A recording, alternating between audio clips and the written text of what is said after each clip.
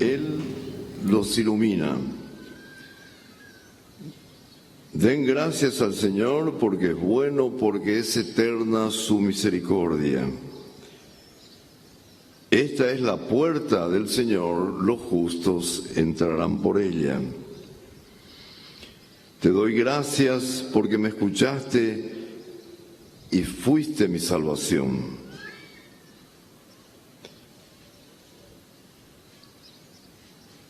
Pemomba eguazú, ñandeyara peja énico ipi apona. Hambora iju dopavei arakaeve. Magmaba oyerovia ñandeyara pe. Ñandeyara mbora iju dopai arakaeve. Ñandeyara oinchendive. Dakugiyei ba ewi. Maapi goyapota shereje baebe. Ahí ponete ahí con oración dirigida a Él, reconociendo la grandeza del Señor. Y esta es la casa del Señor y por su puerta entrarán los justos, dice el salmista. Y en el Evangelio que escuchábamos, Jesús el Señor nos enseña con claridad, la proclama, o sea, el mandato. En la vida uniformada se dice el santo y seña para entrar en la casa del Señor. Hacer la voluntad del Padre, escuchando sus palabras y poniéndola en prácticas. O sea, para merecer entrar en el corazón de Dios. Ya no basta ritualísticamente decir Señor, Señor. Se necesita algo más. Y podríamos preguntarnos, ¿y cuál es la voluntad del Padre y de qué manera podemos saber si la estamos cumpliendo? Escuchar la palabra de su Hijo Jesucristo y ponerla en práctica. Y es el mismo Señor el que nos indica el mensaje central de su enseñanza. Es como las dos vías que nos da el Señor para caminar el tren de nuestras vidas. La ley, los profetas y la esencia del reino que Él vino a realizar es el mandamiento del amor. Cuando le preguntan a Jesús cuál es el principal mandamiento, el más importante, y Él responde, amarás al Señor tu Dios con todo tu corazón y con toda tu alma y con toda tu mente, y amarás a tu prójimo como a ti mismo. De estos dos mandamientos depende toda la ley y los profetas, como leemos en Mateo 22. Ejaihu tupañan de yara, pende pu aitewive, ne angaruague, ae ejaihu de la pichape, de yejaihu haisha. Ama al otro como a ti mismo.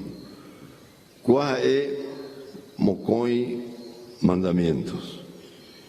Y importante y tereiva. Todos los mandamientos, preceptos, doctrinas se derivan y responden al mandamiento del amor que se realiza en este amor, en el amor al prójimo, porque nadie puede decir que ama a Dios a quien no ve, sino ama a su hermano que está a su lado, a quien sí le ve. Nos vemos, el prójimo. Quien afirma amar a Dios, pero ignora, odia o perjudica al hermano que tiene al lado, es un mentiroso. Pea y yapú de Abba.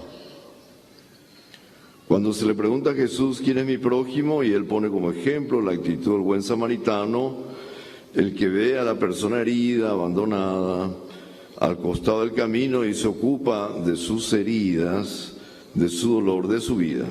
Se encarga de él. Neña encargata. Ñaña encargata, ñanda yo. Del que sin conocerlo, sin ser su amigo, su cuate, sin ser su valle, ni desde su religión, lo vio necesitado, lo asistió, no lo ignoró, no pasó de largo como otros.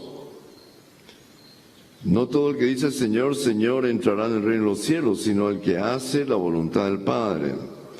En este sentido, en el contexto de la fiesta de nuestra Madre María Santísima, cantó su experiencia de vida. La Virgen del Silencio canta, y canta su magnífica, lo que Dios ha hecho en ella, las grandes cosas que ha mirado el Señor. Ha tenido una mirada muy especial en su corazón humilde, y Dios tiene predilección por los pequeños, por los vulnerables, por los pobres, necesitados. El amor al prójimo debe traducirse en escuchar y atender el clamor de los pobres. El mismo Jesús nació en Belén, en la oscuridad de una cuna, para llenarnos de la riqueza de la fe. La luz nace en esa oscuridad y en todas las oscuridades que podamos imaginar, para que podamos resplandecer también ese amor y la riqueza que Jesús ha venido a traernos. Desde ese lugar oscuro y pobre ha nacido la mayor riqueza. No escuchar el clamor de los pobres para su liberación, asistencia y su promoción humana integral nos sitúa fuera de la voluntad del Padre y de su proyecto. El magisterio social de la Iglesia también nos dice que entre los pobres más abandonados y maltratados está también nuestra deprimida y devastada tierra, nuestra casa común que clama por el daño que le provocamos a causa de su uso irresponsable por la codicia de unos pobres,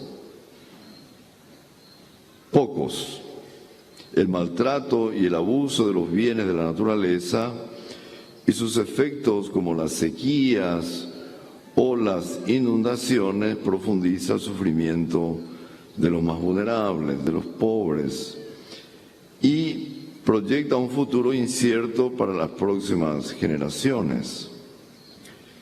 En Mateo 25 Jesús se identifica con los pequeños. Podríamos decir pequeños, los niños, los jóvenes, los necesitados, con los que pasan hambre, con el que no tiene techo ni trabajo, está desnudo de toda protección, con el que está enfermo, no puede acceder al costo de un tratamiento o de los medicamentos, con el que está hacinado y olvidado en las cárceles. Y generalmente son jóvenes, sin familia, sin recursos, sin horizontes, con el que ha tenido que abandonar su tierra, expulsado por las necesidades, ya sea del campo a la ciudad, ya sea buscando el sustento de su familia. Y muchos lo buscan en otros lugares, fuera de su terruño. Dios tiene predilección por los pobres, pero no quiere que permanezcan en esa condición. Y ahí sí deberíamos todos ayudarnos. Los excluidos, descartados de una vida digna y plena.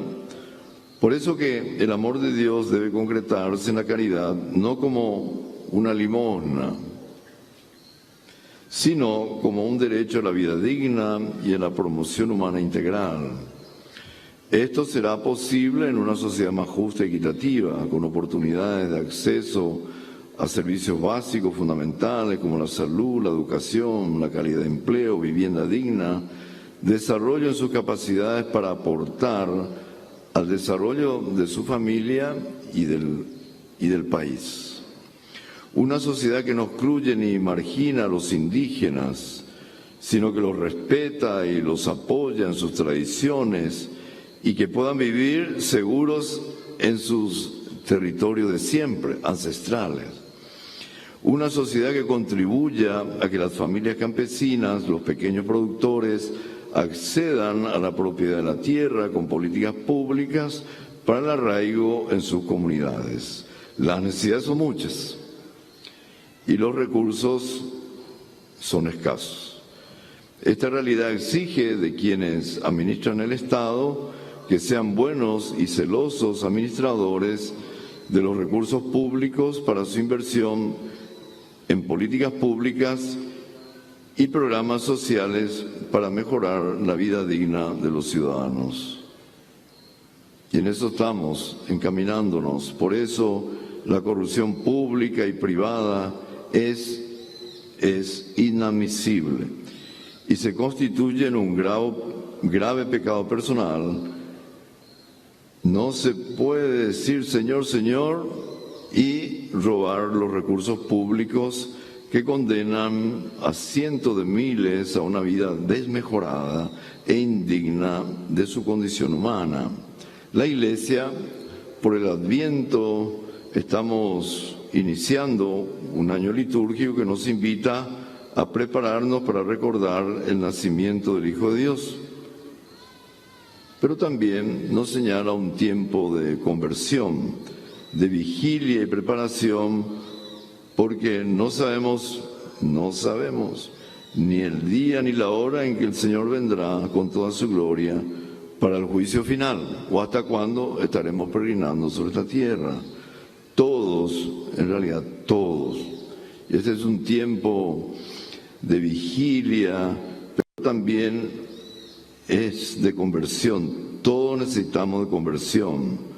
Cuando llegue ese momento seremos examinados y juzgados por cuanto hemos amado a Dios y al prójimo. La Iglesia nos convoca para el 2025 para celebrar el jubileo, el gran jubileo, con el lema Peregrinos de la Esperanza.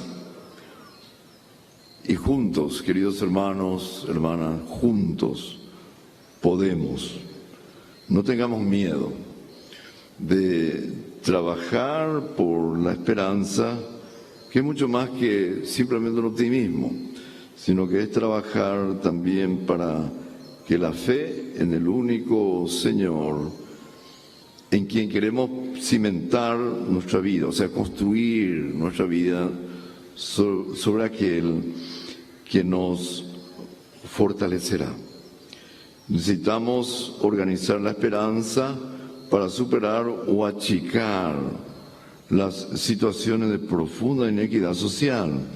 Para ello será necesario proponernos seriamente trabajar con perseverancia en todos los ámbitos y niveles de la sociedad paraguaya para rehacer el tejido social y moral de la nación, que es un proyecto y deseo y anhelo que tenemos desde hace años en el Paraguay. Rehacer el tejido social y moral. Queridos hermanos, hermanas de las Fuerzas Armadas y de la Policía Nacional, nosotros sabemos de su capacidad de sacrificio, de disciplina, de lealtad y de honor. En ustedes, hermanos y hermanas, ciframos una gran esperanza, pues tienen como misión la seguridad, el bienestar y la paz en nuestro país. Vivimos tiempos y situaciones difíciles, les alentamos a enfrentarlos con integridad y con alto sentido de patriotismo, honrando la memoria de sus camaradas que han entregado su vida en el cumplimiento de su misión. Oramos por los caídos en servicio, por ustedes, por sus familias, tanto de la Policía Nacional como de la vida militar, y les alentamos con las palabras del profeta Isaías, que nos dice: tenemos una ciudad fuerte, ha puesto para salvarla murallas y baluartes. Su ánimo está firme y mantiene la paz, porque confía en ti. Confiad siempre en el Señor, porque el Señor es la roca perpetua. La esperanza no defrauda, dice San Pablo. Esa esperanza se fundamenta en la confianza en el Señor. Él es la roca firme, en la que cimentamos la paz y de la que ustedes son colaboradores en primera línea. Y también me refiero a todos, laicos, laicas, personas de bien que vienen de todas partes a este monte para llenarse de la fuerza de la fe y con mucho sacrificio, sabiendo de que el Señor no defrauda. También hablo a mis sacerdotes de la Arquidiócesis y la Santísima Asunción y a todos los fieles, al pueblo de Dios de la Arquidiócesis de Asunción y a todo el pueblo de Dios, también del Obispado, las Fuerzas Armadas y la Policía Nacional, que son los uniformados, y sus familias, a quien realmente agradecemos, a los sacerdotes, los diáconos, a la vida consagrada, también por su entrega incondicional a seguir sembrando la buena semilla del Evangelio. Invoco sobre usted y sus familias la bendición de Dios y rogamos a Santa María, Madre de Dios, la Virgen de los Milagros de Cacupé, que les acompañe, nos acompañe y nos proteja siempre.